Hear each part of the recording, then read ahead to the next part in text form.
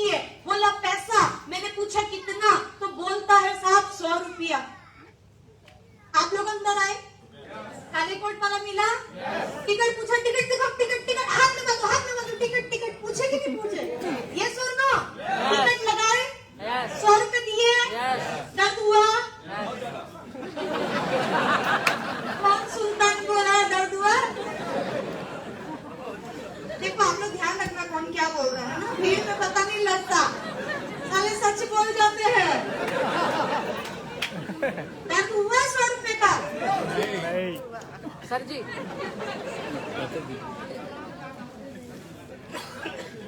दर्द होना चाहिए, होना चाहिए। पूरी जिंदगी आम आदमी कस्टमर कहलाता है, क्योंकि वो पूरी जिंदगी कष्ट करते करते मर जाता है, लोगों को करोड़पति बनाते बनाते मर जाता है, अपना पैसा बिचौलियों को देते देते मर जाता है और कस्टमर कहलाता है। उसे दर्द नहीं होता, इसीलिए कस्टमर कहलाता है। पर जिस दिन आपको आपकी कमाए हुए पैसे का दर्द होने लग जाएगा तो आप कामयाब हो जाएंगे। जब मेरी 100 रुपए की टिकट कटी थी, मुझे भी दर्द हुआ था। मैंने पूछा, ये जो 100 रुपए की टिकट काट रहे हो, अंदर कुछ खिलाओगे क्या? बोला नो मैडम। मैंने कहा कुछ पिलाओगे क्या? बोला नो मैडम। मैंने कहा कोई पिक्चर विक्चर दिखाओगे क्या? बोला नो मैडम। मैंने कहा न खिलाएगा, न पिलाएगा, न पिक्चर दिखाएगा, 100 रुपया किस चीज का? तब वो काले कोट वाला मुझे विश्वास दिलाता है और जवाब देता है कि मैडम आज आपने ये 100 रुपए की टिकट लगा ली, तो ये 100 रुपए की ये वो टिकट है जो आपको आपके पैरों पे चलना सिखाएगी। ये वो 100 रुपए की टिकट है जो आपको आपके पैरों में खड़ा कर जाएगी। ये वो 100 रुपए की टिकट है जो आपको देश विदेश की यात्रा कराएगी। ये वो 100 रुपए की टिकट है जो हिंदुस्तान में आपके नाम को बनाएगी। ये वो 100 रुपए की टिकट है जो आपके बच्चों को अच्छा भविष्य दे जाएगी। ये वो 100 रुपए की टिकट है जो आपको आम से खास बनाएगी। खास बनना चाहते हैं? खास बनना चाहते हैं तो दोस्तों ये जो 100 रुपए की टिकट है, जो दिमाग को अपन भोजन देते हैं, ये भोजन को ले लीजिएगा, क्योंकि पूरी जिंदगी हम इसको खाना देते हैं। यस और नो? यस और नो? पूरी जिंदगी हम पेट को खुराक देते हैं, 3 टाइम खाते हैं और अपनी नौकरी पे भागते हैं। यस और नो? पेट भरा, काम पे चलो, पेट्रोल भरा और चलो, पेट्रोल भरा और चलो। मैं आपको विश्वास दिलाती हूँ, अगर 3 टाइम इसको खाना दोगे तो पूरी जिंदगी पैसा कमाओगे। और आरसीएम की मीटिंग में आकर अगर इसको खाना चालू कर दिया, इसको खाना देने लगे, इसको पढ़ाने लगे, इसको बढ़ाने लगे, तो पूरी जिंदगी आप पैसा बरसाओगे। अभी क्या करना है? पैसा कमाने वाला बनना है कि बरसाने वाला बनना? अच्छा, बरसाने वाला बनना है तो हाथ उठा के ऊपर वाले को दिखा सकते हो। अच्छा, एक हाथ से बरसाओगे तो आधा करोड़पति बनोगे। मेरे हाथ में माइक है, नहीं तो हाथ उठाने का मौका मिलता मैं तो दोनों उठाती भगवान के सामने, यार मैं ही। यस सुनो, तो ऊपर वाले को दिखा दो, पैसा कमाना है कि बरसाना है? कमाना है कि बरसाना है? तो एक तालियां आप लोगों के लिए हो जाए। मैंने भी ठान लिया था कि पैसा कमाना नहीं है, पूरी जिंदगी दादा ने कमाया, पिता ने कमाया, फिर भी साला बैंक बैलेंस 0। यस और नो? यस और नो? तो मैंने सोच लिया कि अपन काम करेंगे ऐसा जिससे सिर्फ पैसे की बारिश होनी चाहिए। आरसीएम बिजनेस की मीटिंग में बैठे और इस मीटिंग में बैठ के बड़ा शानदार लगा, बड़ा अच्छा लगा, क्योंकि इस मीटिंग में मुझे पहली बार, आप लोग खड़े हैं साथ, आप लोग बैठे हैं, आपको गद्दे मिले हैं, पर मुझे पहली बार मीटिंग में अगर सुनने का, बैठने का मौका मिला तो इस मंच पे बैठने का मौका मिला था। दोस्तों, ये सारे लोग इस मंच में आने के लिए भागेंगे, पर ये जो मंच में बैठे इनको मंच अपने आप स्वीकार कर लिया, अपनी गोद में बैठा लिया। तो आप लोगों की गारंटी तो सब फाइनल है, बहुत जल्दी रॉयल्टी टेक्निकल पहुंचेंगे, क्योंकि आपकी कुंडली मेरी कुंडली मैच करती है। तो जब मैं मंच पे बैठे लोगों को देखती हूँ तो अपने पुराने दिन याद आ जाती है और सोचती हूँ भैया अगर मैं कामयाब हो गई तो ये भी हो जाए। आरसीएम के सबसे पहले करोड़पति, बादशाह, शहंशाह मिस्टर मुकेश कोठारी जी को मुझे सुनने का मौका मिला था दोस्तों, और उन्होंने बड़ी अच्छी बात बताई। हेलो, कम कर दो वॉल्यूम थोड़ी कर, पीछे आवाज आ रही है, पीछे आवाज आ रही है, आवाज आ अपनी तो आवाज बिना माइक के भी बोलते सर जी, वो जो मेरा लड़का है नहीं मुकेश करके, तो कोठारी साहब की बात मुझे बहुत अच्छी लगी। हेलो RCM हेलो में काम करता कोठारी सर की बात मुझे बहुत अच्छी लगी। उन्होंने बताया हल्दी मिर्ची नमक खाने से पैसा आता है। हल्दी मिर्ची नमक खाने से पैसा आता है। जो आदमी अपनी दुकान बदल देगा, RCM बिजनेस से प्रोडक्ट खाने लग जाएगा, उसके घर में पैसा आने लग जाएगा। मैं 12वीं पास लड़की हूँ, मैं 12वीं पास हूँ, मैं बहुत ज्यादा पढ़ी लिखी नहीं हूँ, पैसा बहुत कमाना चाहती थी, मैं बहुत ज्यादा पढ़ी लिखी नहीं। पर कोठारी जी ने जैसी बोला वो बात मेरे दिमाग में बैठ गई कि अगर हल्दी मिर्ची नमक खाने से पैसा आता है तो अपने बाप का क्या जाता है, बाहर से खाते हैं, RCM से खाने उनकी बात मुझे बहुत अच्छी लगी। हमने ये डिसीजन ले लिया, पहले भी तो राशन खाते थे, यहाँ भी तो खाना है, बाहर से खाते हैं तो पैसा जाता है, RCM से खाएंगे तो आएगा, तो कहाँ से खाना चाहिए, कहाँ से खाना चाहिए। हमने फैसला ले लिया कि हम RCM बिजनेस का ही खाएंगे। और उसके बाद देखते ही देखते मंच में बहुत सारे लोगों को उन लोगों ने बुला लिया, कोट पैंट टाई में सजे धजे नौजवान हीरो मंच पे आके खड़े हो गए। जैसी मैंने लोगों को कोट पैंट टाई में देखा, मेरे तो दिमाग के ताले और ज्यादा खुल गए। पर थोड़ी सी घबराहट होने लगी कि वो लोग बता रहे थे, कोई बोलता है 50,000 आ रहा है, कोई बोलता है 70,000 आ रहा है, कोई बोलता है 1 लाख आ रहा है। मैंने सोचा अरे इतने पढ़े लिखे लोग होंगे, अंग्रेजी गटर पटर बोलते होंगे, अपने को भी इतना करना पड़ेगा, अपने को भी इतना पढ़ना पड़ेगा। पर मैं तो 12वीं पास हूँ, मैं कैसे इनके जैसा कमाऊंगी। पर जब उनके हाथ में माइक दिया गया, उन्होंने अपना नाम बताया, उन्होंने अपना परिचय दे दिया, उन्होंने नाम बताया, नाम पवन कुमार, रहने वाला बिहार का, आज RCM का टेक्निकल अचीवर, 50,000 रुपए महीने की इनकम, और RCM से पहले सब्जी बेचने का काम किया करता।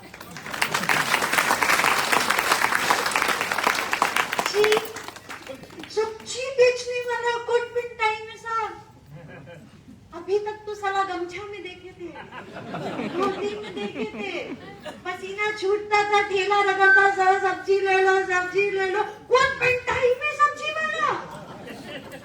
देखते देखते लाइन लग गई। कोई बोलता है साहब RCM से पहले ऑटो ड्राइवर था, कोई बोलता है RCM से पहले मैं टीचर था, कोई बोलता है सब्जी बेचता था, कोई बोलता है जूता पॉलिश करता था। ऐसे लोग मंच पे कोट पैंट टाई पहन के आए, ऐसे लग रहे थे साहब ये पढ़े लिखे हैं। आप गलत फहमी में मत रहना है, जितने कोट पैंट टाई में आए थे साहब इनमें से कोई भी पढ़ा लिखा नहीं है।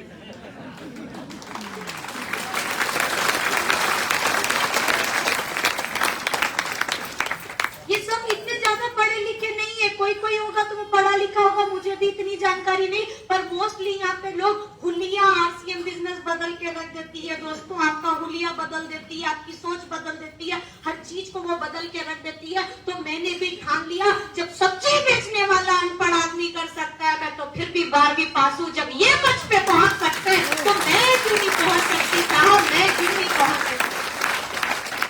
वहां से उस प्रोग्राम को देख के जाती हूँ, सुन के जानती हूँ और फैसला लेती हूँ कि मैं भी RCM बिजनेस को करूंगी। और जाते समय मैं उस काले कोट वाले को फिर से पकड़ती हूँ। पहले काले कोट वाले ने किसको पकड़ा, मुझको पकड़ा, बाद में मैंने उसको पकड़ा।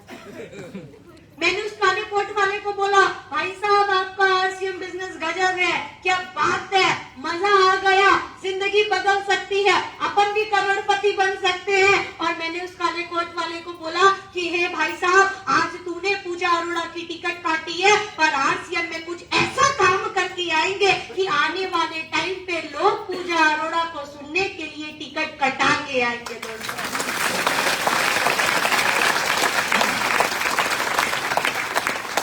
आप लोग भी ऐसे मंच पे आ सकते हैं, आप लोग भी ऐसे बोल सकते हैं, क्योंकि RCM बिजनेस करने के लिए कोई क्वालिफिकेशन की जरूरत नहीं होती। RCM बिजनेस कुछ नहीं देखता, आप गोरे हो, आप काले हो, आप ऊंचे हो, आप नाटे हो, आप मोटे हो, आप पतले हो, आप पुरुष हो, आप स्त्री हो, आप बच्चे हो, आप बुजुर्ग हो, आप पढ़े लिखे हो, आप अनपढ़ हो, RCM कुछ नहीं देखता। अगर कामयाब होना है तो RCM सिर्फ आपका जोश और जुनून देखता है, जोश और जुनून देखता है। क्या आपके अंदर जोश है, जोश है, देखने वाले? अरे देखो सीधी सी बात है, जिसका हाथ पैर नहीं हिल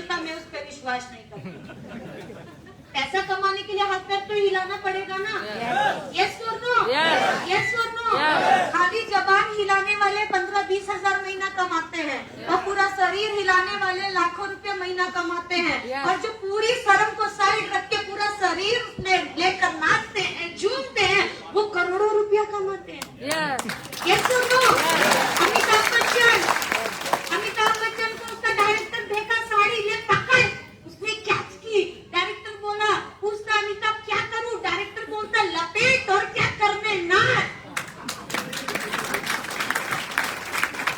साड़ी कौन पहनता है, पुरुष की महिला? अमिताभ बच्चन पुरुष है कि महिला? फिर उसने शर्म को छोड़ा, उसने साड़ी लपेटा और डांस किया मेरे अंगने में और सुपर डुपर हिट बन गया था। और सबसे बड़ी बात आपका यूपी का ही था। सबसे बड़ी बात यूपी का। और आप कहाँ रहते हो? यूपी में। आप कहाँ रहते हो? वो सुपरस्टार बन सकता है तो क्या आप नहीं बन सकते? Yes. आपको साड़ी नहीं लपेटना है, आपको पूरे जोश के साथ अपने शरीर को हिला के इस ऊपर वाले को दिखाना है कि मैं भी कामयाबी के लिए पैदा हुआ हूँ। आपके 2 बच्चे हैं, एक बच्चा जिद करता है रिमोट कंट्रोल कार चाहिए, मुझे और दूसरा बोलता है कोई बात नहीं पापा दिलाना है दिला दो, नहीं तो आपकी मर्जी। किसको दिलाएंगे? किसको दिलाएंगे भाई साहब? जो जिद करेगा। ऊपर वाले के पास भी ऐसे बहुत बच्चे हैं जो जिद नहीं करता, वो बोलता है तेरे को साला बाद में देखूंगा। जो मीटिंग में आके जिद करता है मुझे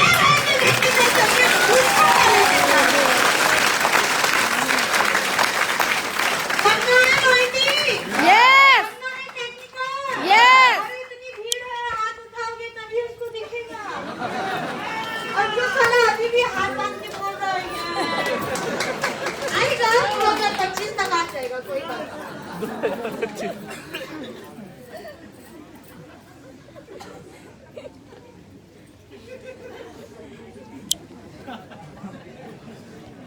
शरीर हिला सकते हैं, Yes. नाच सकते हैं, Yes. ताली बजा सकते हैं, Yes. दोनों हाथ ऊपर करके शेरों वाली तालियां बजा के दिखा दो एक बार।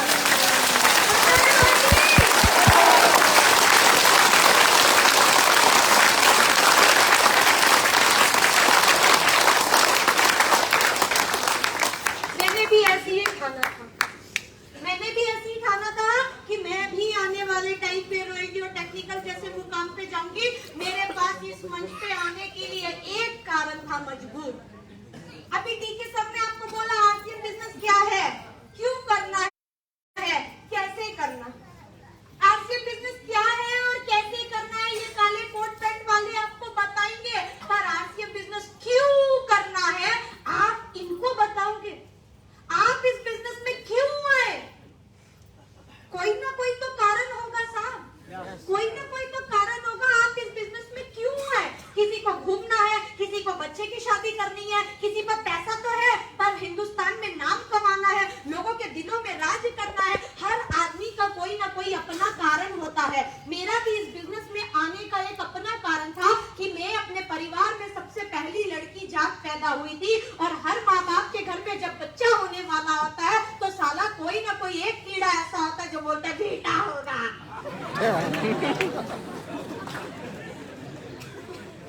और निकलती है बेटी। ना साला खुद लड्डू खाता है ना दुनिया को खिलाता है। ऐसा ना बेटा चाहिए, बेटा होता है तो खाली ताली सब बजती है और बेटी होती है तो साला गाली। क्यों? हर आदमी का दिल कठोर नहीं होता है, पर ये समाज उसको जीने नहीं देता, ये संसार उसको जीने नहीं देता। बेटी होती है तो बधाई नहीं देता, बोलता है कोई बात नहीं अगली बार बेटा होगा। बेटी होने पे क्यों नहीं खुशी मनाते? क्योंकि हर औरत को पता है जो जिंदगी मैंने जी है आगे मेरी बेटी को भी जीनी पड़ेगी।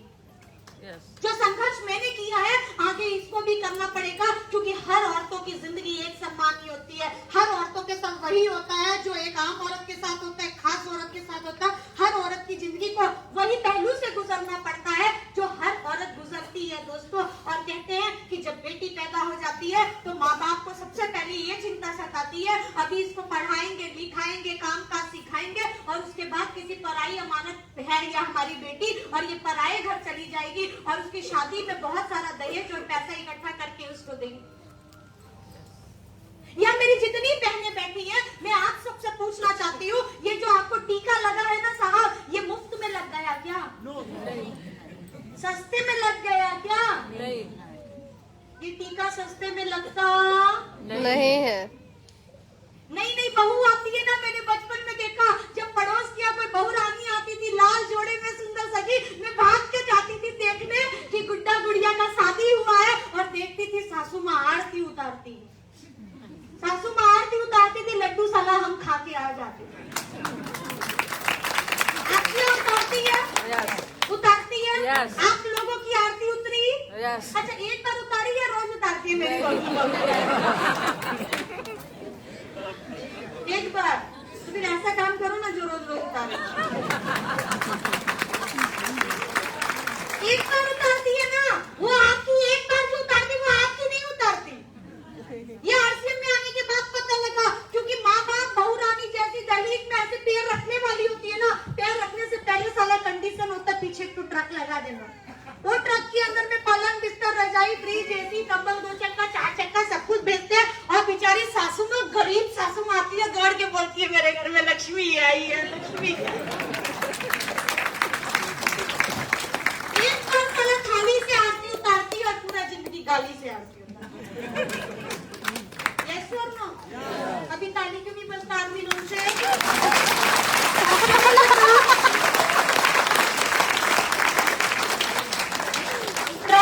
किए ना एक को अभी देना भी पड़ेगा।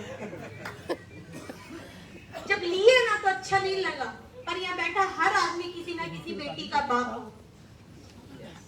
हर आदमी किसी ना किसी लड़की का भाई होगा, देना पड़ेगा। प्रकृति का नियम है, जो लोगे वो दोगे और जो दोगे वो लोगे, ये प्रकृति का नियम है साहब, देना पड़ेगा। क्या गारंटी है अपनी बेटी को करोड़ों की संपत्ति भी दे देना, आपकी बेटी पैर के ऊपर पैर चढ़ा के महारानी जैसे रहेगी? कोई गारंटी है? कोई गारंटी है? कोई गारंटी? माँ बोलती है मेरे घर में रानी आई है, रानी आई है। सासू माँ कहती है कि लक्ष्मी आई है, लक्ष्मी आई है। आप चिंता मत करिए, आपकी बेटी को पलकों पे बिठा के रखेंगे। 2 साल बाद जब बाप उसके घर जाता है तो बेचारी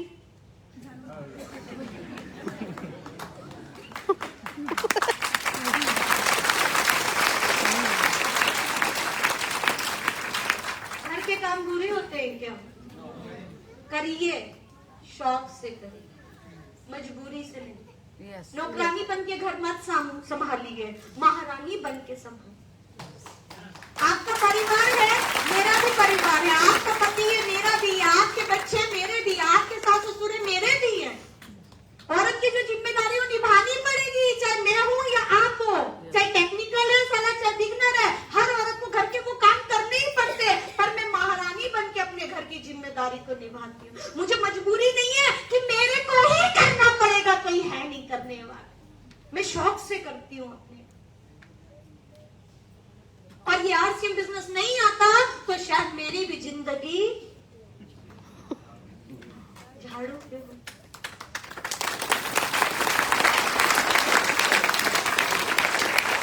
मेरी 4 साल की बच्ची है साहब, सरप्राइज।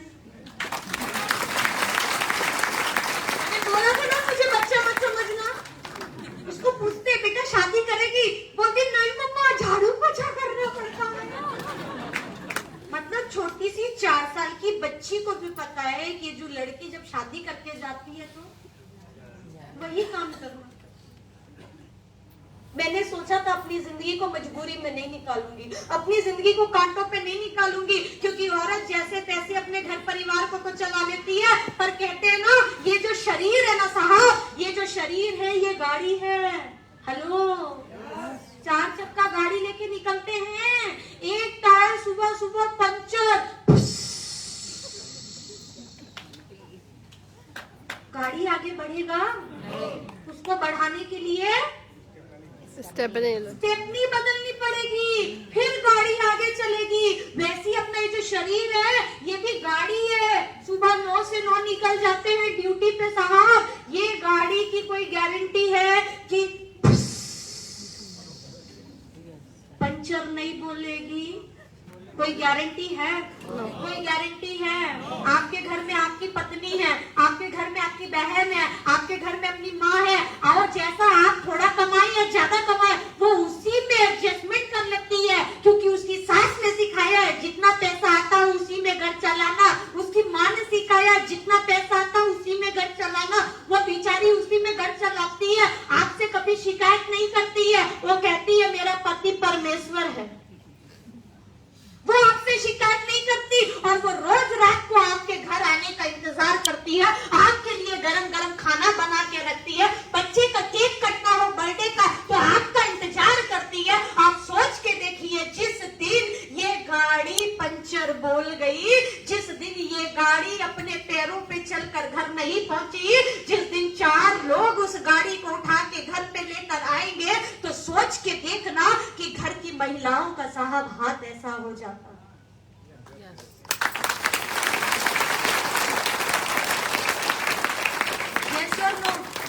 यस और नो? और ईमानदारी से बताना, क्या जिस दिन ये गाड़ी पंचर बोल जाएगी आपके परिवार के इस हाथ पे पूरी जिंदगी कोई पैसे रखेगा? पूरी जिंदगी आपके बच्चों की कोई जिम्मेदारी निभाएगा? 2020 दुनिया कहती है कि बड़ा मनहूस साल आया था, लोगों को खा गया। दोस्तों आप सब भाग्यशाली हैं सुल्तानपुर वाले कि 2021 का सूरज देख रहे हैं और 2021 की आज से की पहली मीटिंग देख रहे हैं।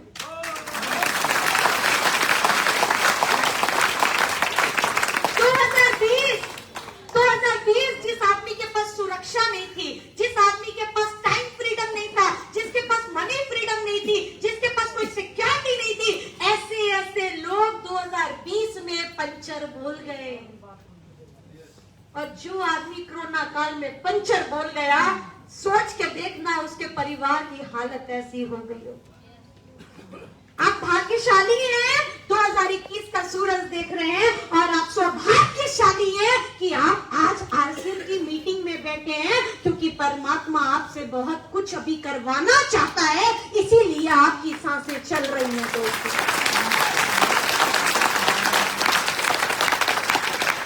मुझे नहीं पता था, मुझे आरसीएम से पहले नहीं पता था मेरा परिवार कैसा होगा, घर कैसा होगा, समाज वहाँ कैसा होगा, ससुराल कैसा होगा, पति क्या कमा के लाएगा, कितना कमाएगा, ज्यादा कमाएगा, थोड़ा कमाएगा, जो भी हो। मेरे को ये था कि मैं इंडिपेंडेंट बन के जाऊंगी, कुछ भी हो जाए मैं कभी मांगने वाली नहीं, देने वाली बन जाऊंगी। और ये आज